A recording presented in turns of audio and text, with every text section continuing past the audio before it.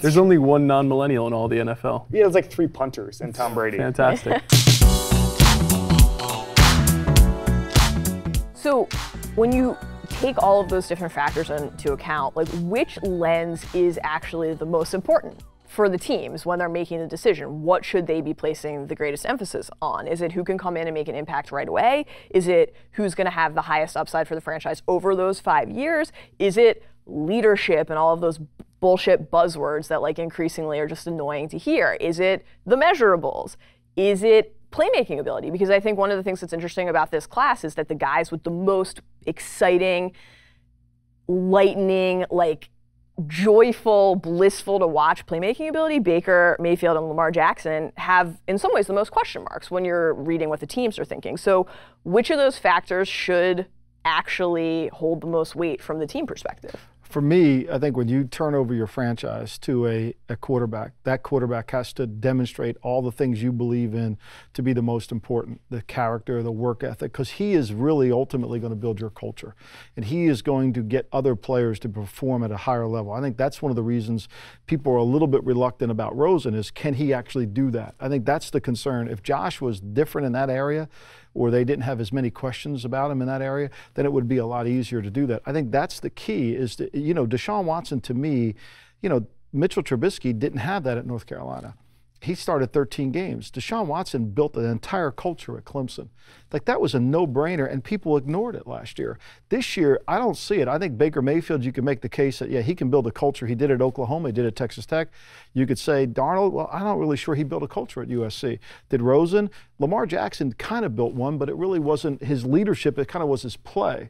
So that's where I think it becomes a little bit difficult. Watson, you could easily say. Clemson, he built the culture. It seems like some quarterbacks are galvanizers by their play and some are galvanizers by their personality, right? So you talked a little bit about the way that some in this class are both.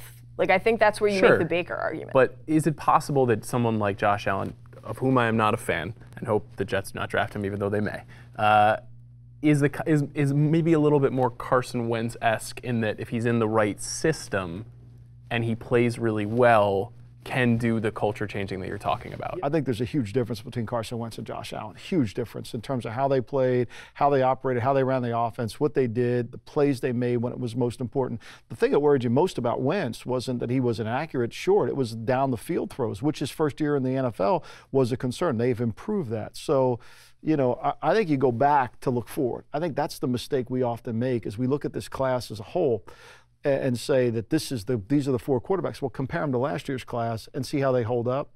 And I think that's really what gives you the true measurement. There's always an overcorrection, though, right? Like, it felt like to me, at least, as a college football enthusiast who had watched Pat Mahomes and who had watched Deshaun Watson and knew that those guys were superstars, like going into that draft class and seeing clearly the tea leaves indicating that Deshaun Watson was not going to be a top 10 pick, it was like, oh, people are just worried about how Goff and Wentz looked as rookies, and now quarterbacks are going to be slightly less valuable. Obviously, the Bears trading up for Trubisky is slightly counter to that point, and now it feels like the opposite is happening, right? Deshaun hit. So people are getting hyped again. They're getting excited about what a rookie quarterback can do. Goff and Wentz excelled as sophomores, among the best quarterbacks in the entire league. All right, let's go get our guy. And the same thing happens with every draft position, But I would love to just quickly talk about the Rosen intangibles cloud hovering over him in this entire draft in a way that I personally find like befuddling and maddening. Why is it a bad thing that Josh Rosen is smart, confident, and is interested in things other than football? The big picture view, I think, from a lot of NFL teams, which is that NFL teams fear change. They fear, and we've talked about this a lot, Mike, they fear the way millennials learn. They think that millennials as a whole are a bad thing. I hope they don't read The Ringer. Or employ 53 millennial players, which they all do at this point, except basically the Patriots, who have one 40-year-old. There's only one non-millennial in all the NFL. Yeah, it's like 3 punters and Tom Brady. Fantastic. We've spent the past 5 years in the NFL panicking over millennials. The San Francisco 49ers were giving phone breaks to their players 3 years ago. The Rams have done all sorts of studies. Belichick has done certain studies and has expressed some frustration with just the difference that millennials bring to the table. I think there's a couple of things. First of all, it's just much ado about nothing. But beyond that, I mean, I just think that we're pinning the millennial label on guys who are just either they think differently, they're independent, or they're just different. I mean, there's certain guys, I've heard guys described, and this is not any of the quarterbacks too, they say, oh, he's a millennial, he loves being on his phone during meetings. Well, that just sounds like he's an asshole who's inattentive. And that's guys who are currently in the NFL. That doesn't have anything to do with the generation that he's currently in. And so I think we put this broad millennial label on anybody who comes in because we just want to pin it on. I don't think it's really that big of a deal. Now, his independence is something entirely different. Aaron Rodgers is independent. Peyton Manning basically ran his own franchise. He was independent. Before that, he owned all the Papa John's franchises. He owned the Indianapolis Colts franchise. That's what he did. And so I think when you just look at those guys, they're wired differently. Rosen is wired differently. And I think that scares a lot of coaches who like the sort of buy-in, all-in culture. They're afraid of how to handle that. Yeah, I agree. I think do they want that guy to be the spokesman for the team, the leader of their team? And yet you talk to people at UCLA, you talk to some of the players there, and they all liked him.